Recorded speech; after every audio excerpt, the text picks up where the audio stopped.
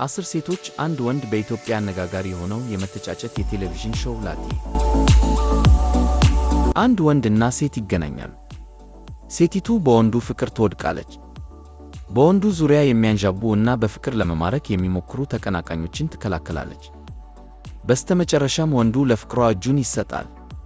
በቴሌቪዥን በተከታታይ የሚተላለፉ እውናዊ ትርኢቶችን የሚከታተሉ ከሆነ እንዲህ አይነት በርካታ ሾዎችን አይተው ሊሆን ይችላል። በአሜሪካ እና በአውሮፓ ዝነኛ የሆኑት ላቪ አይላንድ፣ ላቪ ኢዝ ብላይንድ እና ዘ ባችለር የተሰኙ ዝነኛ የቴሌቪዥን ትርኢቶች ላይ የተለመደ የታሪክ እና የሴራ ፍሰት ነው። በኢትዮጵያ እንደ አዲስ የተዋወቀው ይህ የፍቅር ማግኛ የመተጫጨት መንገድ ከተለመደው መንገድ ያፈነገጠ ሆኖ ቀርቧል። በኢትዮጵያውያን ተመልካቾች ዘንድ ክርክር ባስነሳው ላጤ እውናዊ ትርኢት ላይ ቤተል ጌታሁን የመሳያ ኃይለ ሚካኤልን ልብ ማሸነፍ ችላለች። በዩቲዩብ የተላለፈው የላጤ የመጨረሻው ክፍል ብቻ ከ620,000 በላይ ተመልካቾችን ያገኘ ሲሆን እርሷ ማሸነፏን እንደ ክብር ማዕረግ እንደምትቆጥረው ትናገራለች። ቤተል የሚሰማት አይነት ስሜት ግን ሁሉም አይሰማውም። የመተጫጨት ሾዎች ሙሉ በሙሉ የምዕራባውያን ሐሳብ ናቸው የሚለው የቪዲዮ ብሎገሩ ሰመረ ካሳዬ ወይም ሰመረ ባሪያው ነው። በኢትዮጵያ ውስጥ መተጫጨት ምንጊዜም የግለሰቦቹ ጉዳይ ነው። ቀስ በቀስ በመጠናናት ውስጥ አልፎ እርግጠኛ ሲኮን ቤተሰብ ወይንም ማህበረሰቡ እንዲያውቀው ይደረጋል። የ41 ዓመቱ ሰመረ ይህ ትርኢት ሴቶችን ዝቅ የሚያደርግ እንደሆነ ያምናል። ልክ በሽልማት መልክ እንደሚቀርቡ ተደርገው ነው የተሳሉት በማለት ሴቶችን ዝቅ የሚያደርግ መሆኑን ያምናል። የላጤ ሾው አሸናፊ የሆነችው ቤተል ጌታሁን ሾው ሴቶችን ዝቅ አድርጎ ያቀርባል በሚለው ትችት አትስማማም። በርካታ ተመልካቾች ተመሳሳይ የሆነ ሐሳብን አንጸባርቀዋል። በዩቲዩብ ላይ ከተሰጡት አስተያየቶች መካከል ሴቶች እናንተ ማንም በገንዘቡ በቀላሉ የሚገዛችሁ ዕቃ አይደላችሁም ይላል። ሌላ አስተያየት ሰጪ ደግሞ በርካታ ፈጠራዎች በፕሮዳክሽኑ ላይ ታይተዋል፣ ነገር ግን ከባህል ያፈነገጠ ከሆነ ነጥቡ ምን ላይ ነው ሲል ይጠይቃል። ቤተል ሴቶች በግልጽ አንድ ወንድን የራሳቸው ለማድረግ መፋለማቸው ከኢትዮጵያውያን ባህል ያፈነገጠ መሆኑን ትስማማበታለች። ነገር ግን ሾው ከማዕከላዊ ጭብጡ ያለፈ ነገር እንዳለው ትከራከራለች።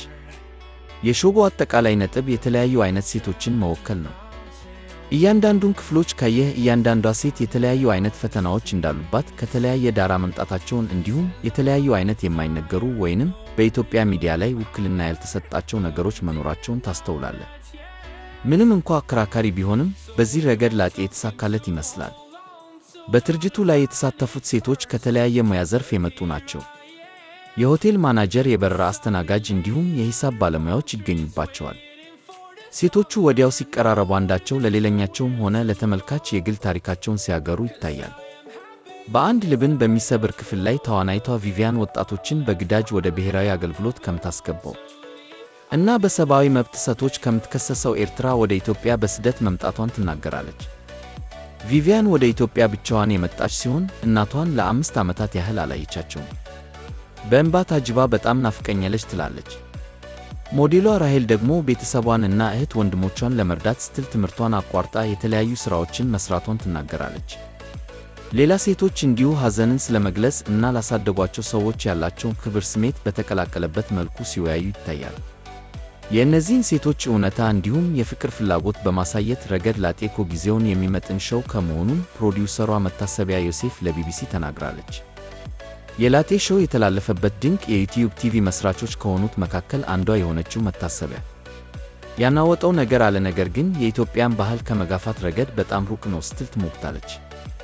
በመጀመሪያ ሴቶቹን በጣም አማላይ አድርጎ አጋኖ ያቀረበ አይደለም የምትለው መታሰቢያ በጣም ሐቀኛ የሆነ የእንተዋወቅ አይነት ደረጃ ላይ ያለ መተጫጨት እንዲሆን ነው ያደረግነው ብላለች።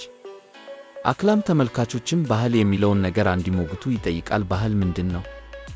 እኛ የማን ለውጥ ነን? የሚለው ላይ ውይይት እንዲፈጠር አድርገናል። ያናወጠው ነገር አለ፣ ነገር ግን የኢትዮጵያን ባህል ከመጋፋት ረገድ በጣም ሩቅ ነው ስትል ትሞግታለች። በመጀመሪያ ሴቶቹን በጣም አማላይ አድርጎ አጋኖ ያቀረበ አይደለም የምትለው መታሰቢያ በጣም ሐቀኛ የሆነ የእንተዋወቅ አይነት ደረጃ ላይ ያለ መተጫጨት እንዲሆን ነው ያደረግነው ብላለች። አክላም ተመልካቾችም ባህል የሚለውን ነገር እንዲሞግቱ ይጠይቃል። ባህል ምንድን ነው? እኛ የማን ለውጥ ነን? የሚለው ላይ ውይይት እንዲፈጠር አድርገናል። ይህ በተለያዩ የዓለማችን ክፍሎች ዝነኛ የሆነው እውናዊ የቲቪ ትርኢትን ወደ ኢትዮጵያ በመምጣቱ የተደሰቱም በርካታ ናቸው። እንዲህ አይነት አደጋ ተጋፋጭነትን በጣም ነው የወደድኩት እንደ ማህበረሰብ ቁጥብ በመሆናችን። ሁሌም ሌሎች ድርጅቶችን በኢትዮጵያዊ መልክ ማየት እፈልግ ነበር።